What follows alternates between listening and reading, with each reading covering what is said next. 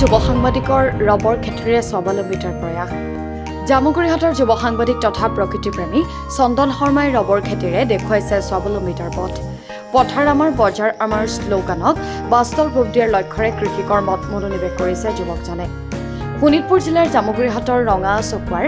যুৱ সাংবাদিক চন্দন শৰ্মাৰ ব্যতিক্ৰমী প্ৰয়াস নিজৰ 9 বিঘা মাটিত 320 জোপা ৰবৰ গছ ৰোপণ কৰি কৃষি কৰ্মৰ জৰিয়তে স্বাৱলম্বী হোৱাৰ প্ৰয়াস কৰিছে বৰ্তমান 115 জোপা গছৰ পৰা প্ৰতিদিনে প্ৰায় 27 লিটাৰ ৰবৰ উৎপাদন কৰি আহিছে যুৱকগৰাকীয়ে গ্ৰীষ্মকালত উৎপাদন কিছু কম হ'লেও শীতকালত ৰবৰ উৎপাদন বৃদ্ধি পায় বুলি জানিবলৈ দিয়ে চন্দনে সাংবাদিকতাৰ ব্যস্ততাৰ মাজতো কৃষি কৰ্মক আগুৱাই নিয়া চন্দনৰ এই প্ৰয়াসে যুৱ প্ৰজন্মৰ বাবে এক ইতিবাচক বাৰ্তা কঢ়িয়াই আনিছে নদুৱাৰ সমষ্টিৰ সন্মানীয় বিধায়ক শ্ৰীযুত পদ্ম হাজৰিকা দেৱৰ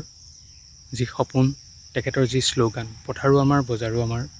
সেই শ্লোগানৰ আদৰ্শৰে মই বৰ্তমান 9 বিঘা মাটিত প্ৰায় 310 জোপা গছ ৰোপণ কৰি ৰবৰ গছ ৰোপণ কৰি বৰ্তমান 115 জোপা ৰবৰ গছ কাটি প্ৰতিদিনে 27 লিটাৰ ৰবৰ উৎপাদিত হ'বলৈ সক্ষম হৈছে আৰু সেই ৰবৰ খেতিৰ দ্বাৰা যি ৰবৰ উৎপাদন হৈছে সেই ৰবৰ খেতিৰ পৰাই বৰ্তমান মই স্বাৱলম্বিত হ'বলৈ সক্ষম হৈছোঁ আৰু বৰ্তমান সময়ত অসমৰ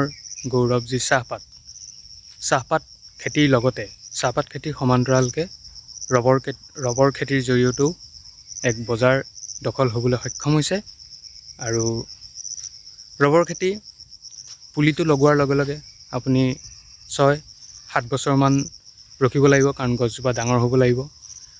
6-7 বছৰৰ পিছত এই ৰবৰ গছ কাটিব পাৰে আৰু চাহপাত খেতিত যিটো কষ্ট হয় বা যিটো পৰিশ্ৰম হয় ৰবৰ খেতিত অলপ পৰিশ্ৰমটো অলপ কম